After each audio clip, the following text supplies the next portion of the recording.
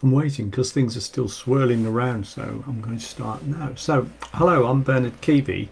What I'd like to talk about today is how it's important to understand where the other person's coming from and how they're thinking if we want to communicate with them effectively and if we want to sell to them effectively.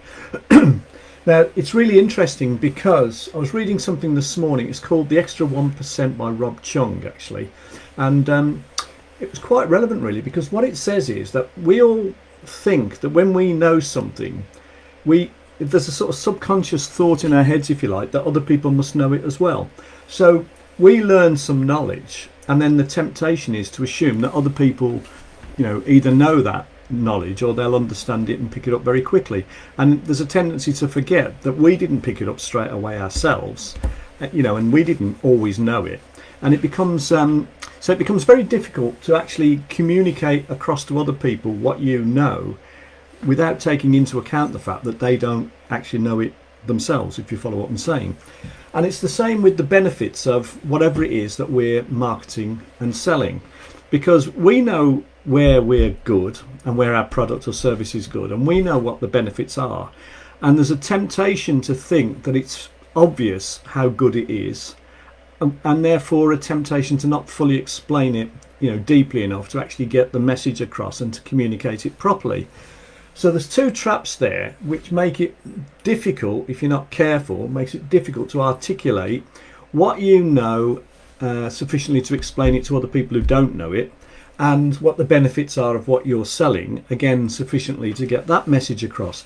And the other thing that then becomes even more difficult is that even if we can explain the benefits of what we sell, that won't actually achieve anything unless it's bespoke to the customer or the client, because these benefits that we know aren't benefits to a client unless they're of relevance to that customer or client. So therefore we've got to find out what's of relevance to them. Then we've got to bespoke our benefits to fit what's of relevance to them. And then we've got to get the message across clearly enough, taking account of the fact that it's very tempting for us to think that they'll understand quite quickly what we're saying, whereas maybe they won't, because, we know it off by heart and they don't. So how can we find out what it is that's important to them? Well, basically that's where questions come in and where listening comes in. And then it gets really interesting in terms of questioning, because I like this analogy of an iceberg, because the idea is that you can ask questions above the line, above the ocean surface, and you can unearth sort of superficial things about the customer or the client that are important to them.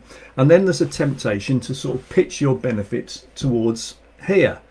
But what's under here is called the pain funnel. Mike McMahon, who's part of LPW alongside me, came out with that term. This is called the pain funnel down here.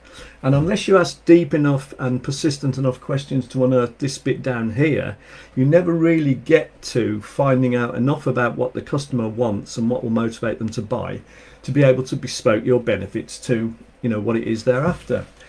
So then that got me thinking about a really good book that I read a while ago, which I think is excellent, called Spin Selling by Neil Rackham.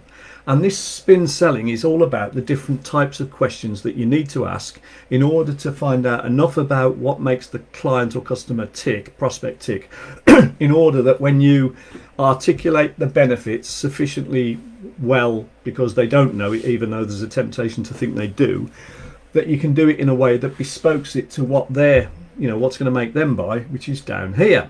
Now the spin, if you're interested, stands for the situation. So a superficial question about, what it is they might be interested in. Why